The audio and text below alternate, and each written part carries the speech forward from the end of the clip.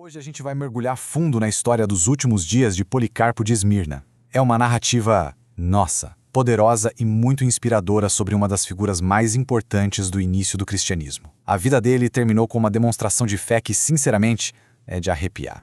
Para começar, vamos direto para um momento de tensão máxima. Imagine a cena. Policarpo, já um senhor de idade, respeitado por todos, é levado para um estádio lotado. O destino dele está selado. Só que, antes de qualquer acusação ou sentença, uma voz poderosa ecoa, que parece vir do próprio céu, dizendo exatamente isso. Esse momento já dá o tom de tudo que estava por vir, mostrando que aquilo não era uma simples execução, mas um evento com um significado divino.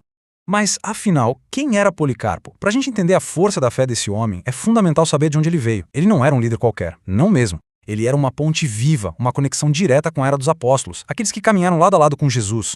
A vida dele cobriu um período importantíssimo para a igreja. Pensa só, ele nasceu por volta de 69 d.C. e foi discípulo direto do apóstolo João. A partir daí foram décadas servindo como bispo de Esmirna, uma vida inteira dedicada à liderança espiritual que o levou a esse confronto final lá no ano 155. Agora, a história fica ainda mais intensa. Vamos voltar um pouquinho para os momentos que antecederam a captura dele. Foi ali que uma revelação divina o preparou para o seu destino. Um momento que mostra a profundidade da sua conexão espiritual. A perseguição aos cristãos estava no auge. As autoridades estavam atrás dele. Policarpo, então, se retirou para uma fazenda. Não por medo, mas para orar. E foi nesse lugar, exatamente 3 dias antes de ser preso, que ele recebeu uma visão. Uma visão sobre como seria o seu fim. Essa visão foi direta, chocante, mas a mensagem era bem clara. Que sinal foi esse? Como ele entendeu aquela premonição que envolvia fogo?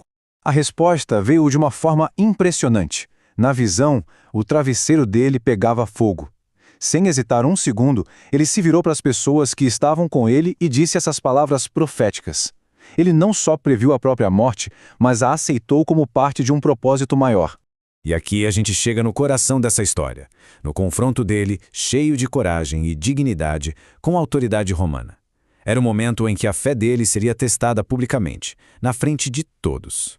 Diante do procônsulo romano, a proposta era clara: amaldiçoe Cristo e viva, ou mantenha a sua fé e morra. A resposta de Policarpo não foi um debate, não foi um argumento, foi um número que resumia tudo: 86. 86 anos de serviço ininterrupto. E com base nesses 86 anos, ele deu sua resposta icônica. Foi uma recusa poderosa, sabe?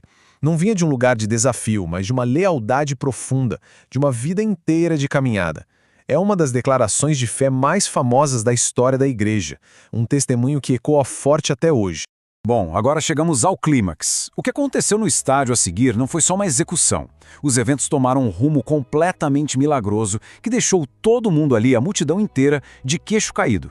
A pira foi montada e o fogo aceso. As chamas subiram com violência, cercando o bispo idoso. A multidão esperava um fim rápido, terrível. Mas o que aconteceu foi algo que ninguém poderia imaginar. O fogo, em vez de consumir Policarpo, fez uma espécie de câmara protetora em volta dele. As chamas o envolviam, mas parecia que não conseguiam tocá-lo, como se estivessem obedecendo a uma força maior. E o evento sobrenatural ficou ainda mais claro. As testemunhas da época relataram que o corpo dele não parecia estar queimando. Pelo contrário, brilhava como ouro refinado. E no lugar do cheiro de carne queimada, o que se sentia no ar era uma fragrância adocicada, como se fosse incenso ou pão fresco assando. A execução tinha se transformado em uma manifestação divina. Mas a história ainda não tinha acabado com o fogo. Vamos ver agora os momentos dramáticos finais que selaram de vez o legado de Policarpo como um mártir.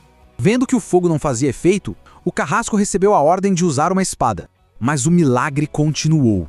No momento do golpe, jorrou tanto sangue do corpo dele que, inacreditavelmente, o sangue apagou as chamas da fogueira. E nesse exato instante, testemunhas disseram ter visto uma pomba voar do lado dele, um símbolo claro da partida pacífica do seu espírito.